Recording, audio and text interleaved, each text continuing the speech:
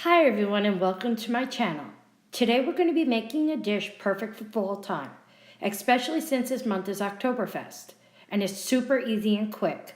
We're going to be making pierogies and kielbasa with sauerkraut. The ingredients you're going to need are 1 package Hillshire Farm beef Polish kielbasa. You can find this right where you find the hot dogs at your local supermarket.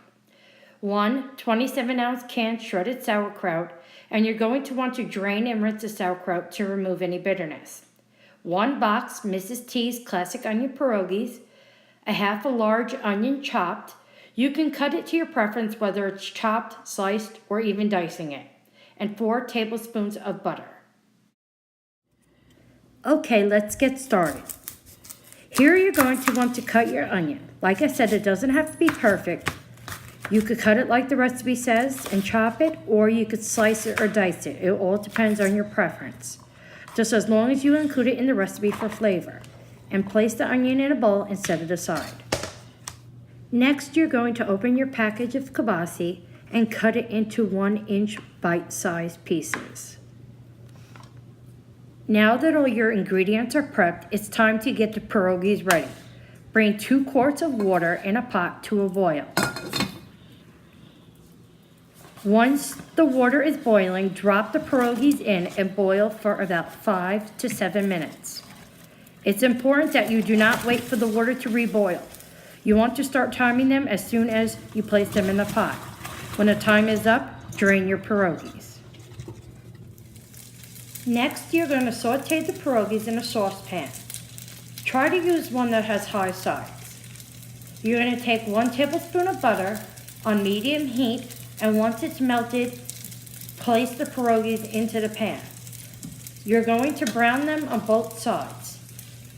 Just make sure to keep checking on them so they don't overcook and turning them as needed. Okay, you're going to remove and place the pierogies off to the side. You may have to work in batches, all depends how quick the pierogies brown. Then you're going to add another tablespoon of butter to the pan. Once it's melted, add the sliced kielbasa. You're going to fry the kielbasa on both sides. Just keep an eye on it to make sure that they don't get too crispy. I switched to using tongs because it was easier to flip them. Once they're done, you're going to place them in a bowl and you're going to set them aside. Okay, now you're going to add the onions to the saucepan. You're going to saute them for about 3 to 4 minutes until they are translucent.